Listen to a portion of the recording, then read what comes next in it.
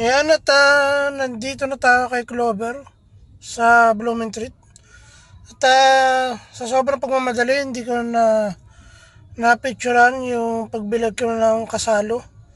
Isa lang naman yung binili kong kasalo kanina. Tapos nagmamadali na tayo dahil napaka-traffic.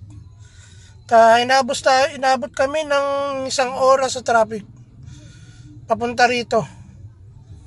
Ang oras ngayon ay 5:30 na po ng hapon. At tayo po ngayon ay nandito sa Blooming Treat kay Forstan. Ngayon ay Clover na ngayon. At kakaparada lang natin. At si Mrs. naman po ay nasa loob na. Tayo naman ay susunod. Tapos ang wholesale natin yun ay Cobrang Dilaw. At hindi na tayo nakabili kay Dali. Nagmamadali tayo.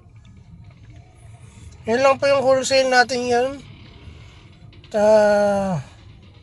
Bukas siguro bibili tayo ng gin bilog at saka 4. Kay Dali naman. Sunod tayo kay Mrs. Pasok tayo.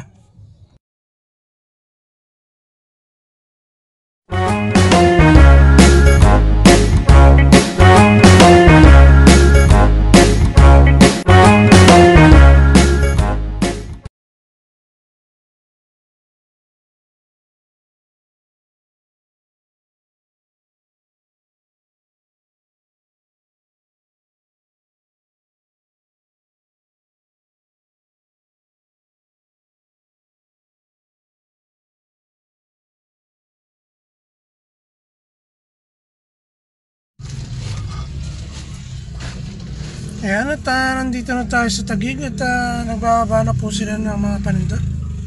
Hanggang dito lang ang vlog. Maraming po salamat sa walang sakang po ng pakikinig.